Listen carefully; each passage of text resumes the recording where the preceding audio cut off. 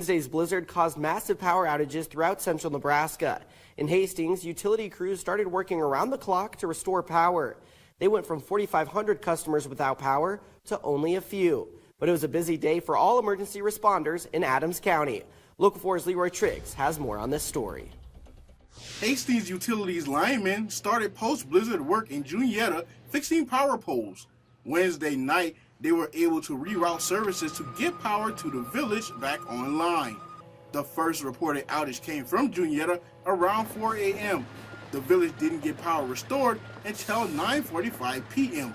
But even places in Hastings city limits had to change their routine. We had to do 15-minute checks, so our staff went around and checked on each resident the whole entire day. We actually had no power for 12 hours just about, and so we did 15-minute checks that whole entire day.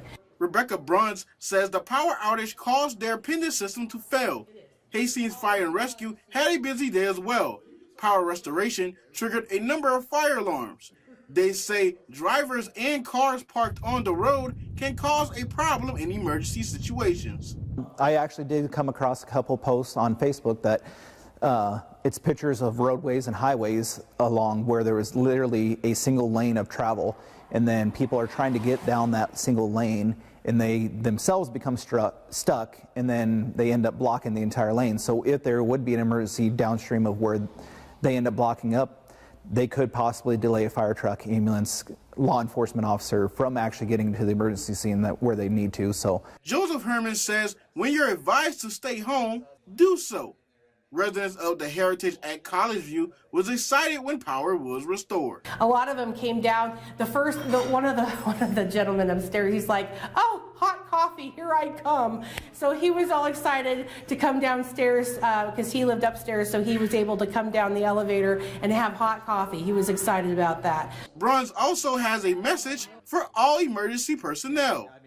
I just want to say thank you to all of the first responders and the linemen. You know,